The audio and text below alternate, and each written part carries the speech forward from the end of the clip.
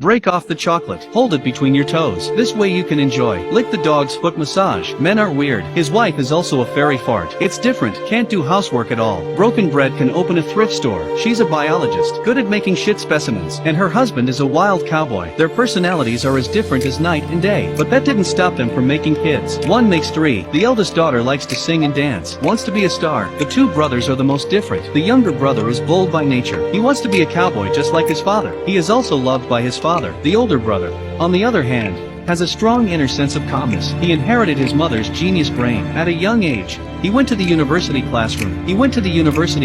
To listen to the principle of perpetual motion, and he came home and made one himself. Even the answers on the exam exceeded the standard. Faced with questions from his teachers, he took out the paper he had published in a magazine. He didn't expect to conquer the teacher. Instead, he was ridiculed for not being able to understand his thoughts. His brother owns a shotgun. Spidey wanted to work with him, to experiment with gunshot sound waves. The shotgun went off. The brother was shot. Spidey rushed to his father, but the ambulance couldn't bring his brother back. Spidey fell into a deep sense of remorse, although the family did not mention it again. But there was a change in attitude. Spidey went to his father with his invention. Apparently he didn't care or even was indifferent, and his mother was less and less concerned about him. Spidey's heart was full of grievances, until the day he got the call. He had won a prize for the perpetual motion machine he had designed. He wanted to collect the prize. He told his parents about it, but no one believed him, so Spidey decided to go alone. He started packing his bags, what to wear, and food, everything, and he secretly took his mother's diary. He wanted to prove himself in a way, to win the love of his family. On the road, his father's car passed him, but it didn't stop. He thought his father was still blaming him, and the journey had to begin. As he walked,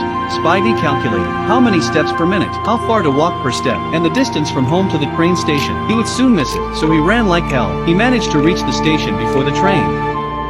To ride the free train, the boy painted the signal red. I did not expect this trick really fooled the driver. A train stops. Spidey pushed his luggage onto the carriage, but just as he was about to get on, he was discovered by the conductor, and the plan to run away from home. But he'd thought it up when he dried out his CPU. To avoid being caught back, he had to run, climbed directly onto the conveyor belt to activate the switch, just fell into the carriage, finally embarked on a wandering journey. On the way the scenery is very good. Mountains, rivers, lakes and seas, tunnels and bridges, and the parents at home still do not know anything. Soon the train came to the first station. The police came straight to search for him. Spidey hid in the caravan with his big luggage, and when the police looked through the window, he actually disguised himself as a paperman. You don't say, it really looks like it. The train is about to start. The cops jumped out of the car too, but a good friend is a shelter from the rain, but just a little hungry. This prop also cannot eat. The sunset reflects the evening sun. The train enters the next station. Here he met the old man who stole the loot and sold it for money. They had a good conversation. The old man gives him back his money. Spidey heads straight for the hot dog place down the road, something his mother never let him eat. Now, he was free. At this point,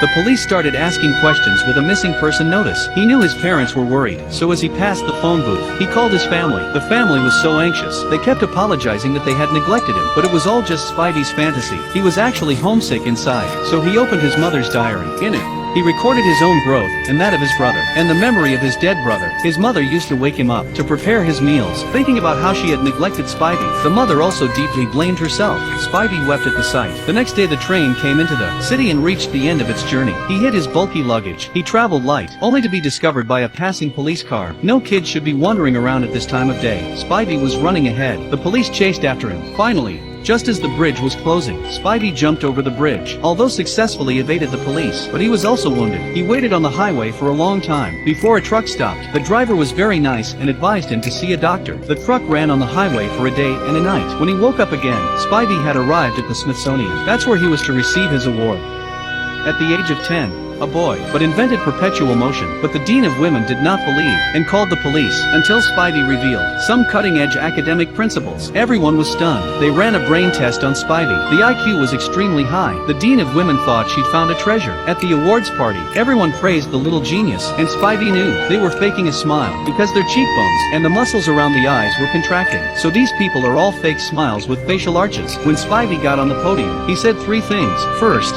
he thanked everyone, and not because he was young, and canceled the award. Secondly, It's not a real perpetual motion machine. The magnetic force will disappear in 400 years. The third is also the purpose of his visit here. He wanted to tell everyone, because he wanted to play with his brother. So he proposed to do a sonic experiment with the sound of guns. This also led to the death of his brother. He blames himself, hoped to get the understanding of his parents. The audience applauded at the end of the speech. Since then, the Dean of Women began to package Spidey, taking him for photos, to participate in interviews, as a tool for fame. But she didn't care about Spidey's innermost desires. Spidey called home. But no one answered. On a reality TV show, the host came on and asked, "Was it hard for you to have your brother die as a result of your experiment?